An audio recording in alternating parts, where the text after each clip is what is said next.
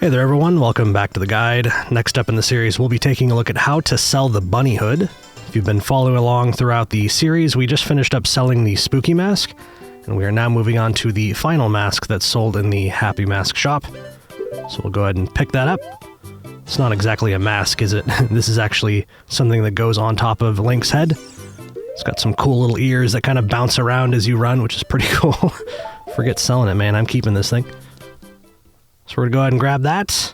And luckily, the person that we're looking for is not too far away from Hyrule Market. In fact, you can see him pretty quickly once we actually get through the gates here.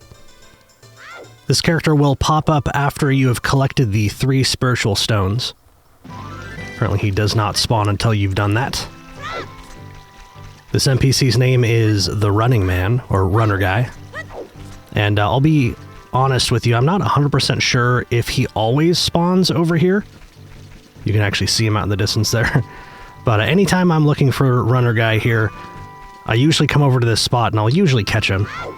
So I don't know if it sort of depends on how long you've been in Hyrule Field, because, you know, if we had gone off towards, I don't know, Kakariko Village for some reason, and then came back over here, he might have run off to some completely different location, right? So he kind of runs around Hyrule Field, but I'm pretty sure he spawns around this spot. As you can see, I went straight for this spot and we found him immediately, so that's kind of nice. Now, unfortunately, while he is running around, we cannot talk to him. I didn't really know that until I tried to talk to him right here. I keep trying to get in front of him and try to stop him or talk to him, but he's not having any of that. In fact, he doesn't even care about the bombs that I'm throwing at him. So unfortunately, we're going to watch me sort of follow this guy around for a second. Don't worry, yes, I'll do a little jump cut there for you. But it looks like whenever it gets dark, he will finally stop running, and he will sit down and finally notice that we even exist. But it's pretty funny. When he sees the mask, he says something about wanting to hear the voices of the gods, and he will actually pay you a huge amount of money. In fact, I don't believe the amount of money that he gives you has like a specific value. He will just give you enough money to max out your wallet. So if you have one of the upgraded wallets in the game and it's not full, well, now it is. The largest wallet in the game holds 500 rupees, right? If you talk to him with no money at all, he will give you 500 rupees for that mask. So it's probably the fastest way to get maxed out money in Ocarina of Time. Unfortunately, I had the smallest wallet in the game and not really a whole lot of room, so didn't really capitalize on that, but that's okay.